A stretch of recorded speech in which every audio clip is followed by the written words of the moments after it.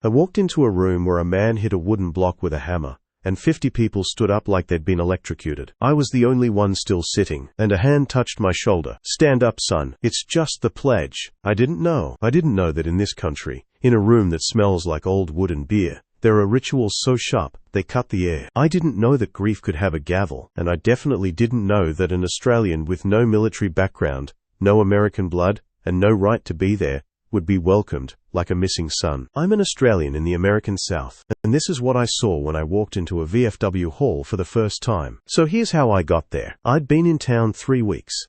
I'd noticed the flags, the porches, the porfie, "How are you?" That isn't a question. And a man at the diner, the same one who'd told me the porch was just saying good morning, looked at me over his coffee and said, "Diner man," gravelly, warm, southern. "You want to see what this town really is? Go to the VFW on Thursday night, but leave your camera in the car." I didn't even know what VFW stood for. Veterans of Foreign Wars, founded 1899. A fraternity for men, and now women, who fought in wars that happened in places most Americans can't find on a map. And in towns like this, the VFW post isn't a club, it's a church. It's a pub. It's a courtroom and a living room and a memorial and a bar, all inside 4 cinder block walls that need a paint job. I drove there at 6:30. The building looked like a shed that gave up, faded paint, a flag that had seen weather, a door with a buzzer and a handwritten sign. Guests welcome. Respect required. I stood outside for 5 minutes. I'm not a veteran. I'm not American. I didn't know if respect was something you could prove at a door. Back home, we have RSL clubs, Returned and Services League. They're different, bigger, brighter. Pokey machines and palmer nights. The war is in the name, but the room is for the living.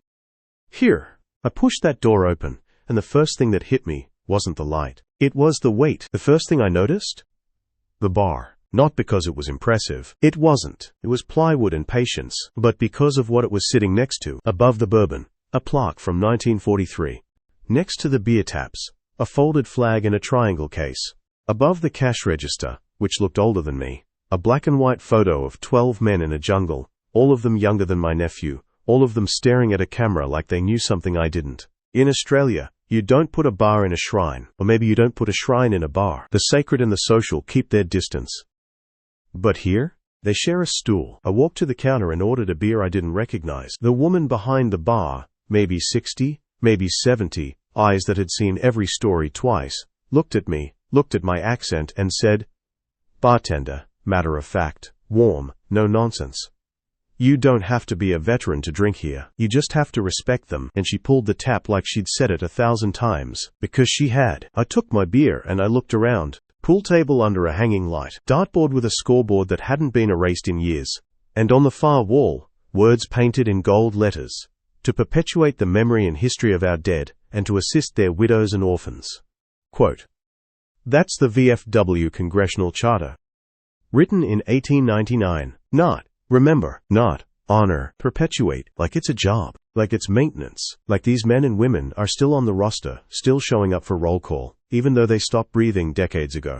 I sipped my beer and I watched a man in his 80s Vietnam cap, hands that shook when he lifted his glass, walk to that wall, touch the charter with 2 fingers and sit down.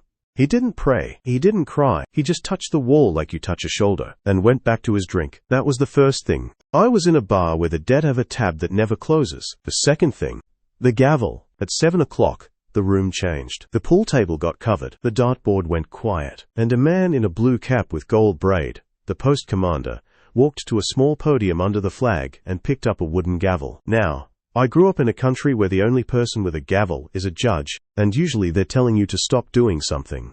But here, the gavel starts things. One rap. Attention. And every conversation stopped. Mid-sentence, mid-laugh, mid-story. 50 people became one room. 2 raps, rise, and they stood. All of them. Men with bad knees, women with walkers, a kid in his 20s who looked like he'd just got back from somewhere hot and sandy. They stood like it was the most natural thing in the world, and I didn't. I was still sitting. I didn't know. I didn't know the code. I didn't know that 2 raps of a hammer in a cinder block hall carries the same weight as a church bell. Then I felt it, that hand, the same way you feel a door close in a draft. A man behind me, I never saw his face, leaned down and whispered. Veteran behind, quiet, gravelly, kind. "Stand up, son. It's just the pledge. You'll do. I stood, and I pledged, to a flag that wasn't mine, to a republic I'd only lived under for 6 months, and when I said, indivisible, I realized half the room was saying it with me, and the other half was mouthing it, because they'd said it so many times the words had become breath. Then the commander spoke. Not a speech. A recitation. The VFW Congressional Charter. Words written when my country was still figuring out how to be a country. Fraternal, patriotic, historical, charitable, and educational. He didn't read it like a document. He read it like a promise, like a contract that gets renewed every Thursday at 7. And then, the chaplain stepped forward. Not a priest, not a minister, a veteran, a man who'd carried a rifle and now carried a prayer. He asked for a moment of silence, for the comrades who'd passed since the last meeting, and in that silence, I heard a chair creak, a glass settle, a flag rope tap against the pole outside. The silence had texture. It had weight. It had a body count. On a small table near the door, they'd set a place for someone who isn't coming. An empty chair, an inverted glass, a single rose, a pinch of salt. I asked the man next to me what it was. He said, veteran next to, quiet, direct, no emotion. That's for the ones who never got a bar stool. And he turned back to his drink, like he'd explain the weather. I'm an Australian in the American South, noticing America so you can see it too. If you've ever sat in a room like this, or if your father did, or your grandfather, I need you to know that I see it now. I didn't before, but I do now. Hit subscribe. New videos every Tuesday, Thursday, and Saturday. And stay with me, because the third thing, the one that stopped me cold, it's on the wall. Observation 3, the wall. The third thing. The wall. Not the charter wall, the other wall, the one with the photos. Not names carved in stone.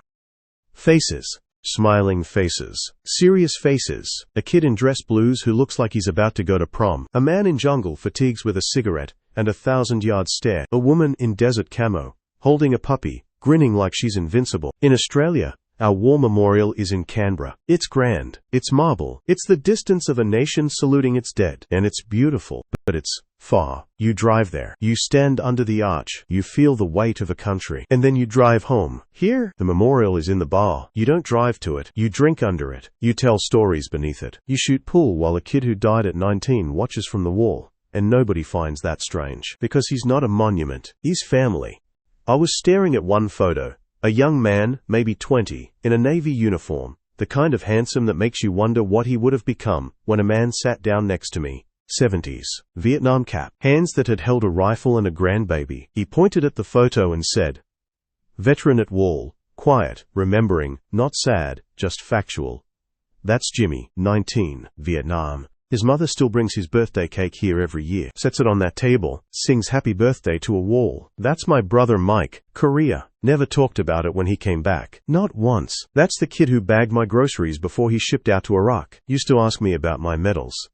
Now he's up there with his own. He pointed to 3 more, then 5. Then he stopped counting. He just looked at the wall like it was a window, and he was waiting for someone to wave back. Then the commander stood again. 1 rap. Attention. 2 raps. Rise. And the chaplain read a list, not a long list. 5 names. 5 comrades who died since the last meeting. Not in war. From time. From cancer. From a heart that finally gave out after carrying too much.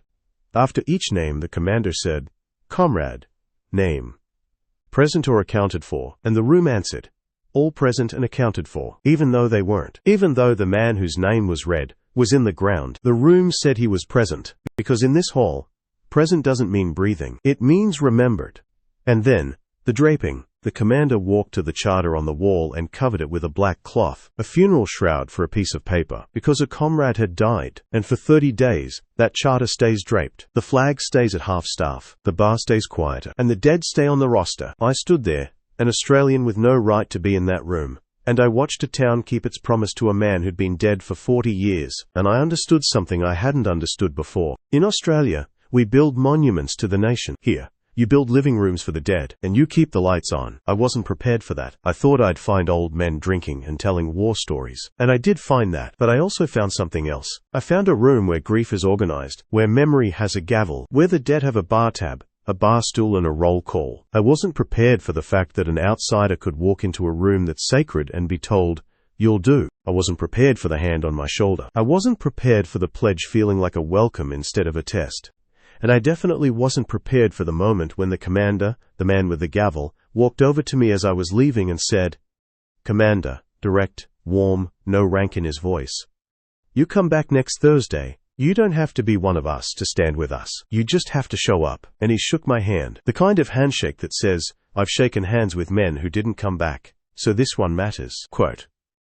I walked out into the parking lot. The building still looked like a shed. The paint still needed doing. But I looked back at that flag on the pole, still at half-staff, and I thought, this is what I wasn't prepared for. Not the war stories. Not the medals. The permanence. The fact that a town of 3,000 people has been keeping a promise since 1899, one Thursday at a time, one gavel rap at a time, one name at a time. I walked in thinking I'd find old men drinking. I found a town keeping its promise, and I found a hand on my shoulder that said, "You do now." Quote.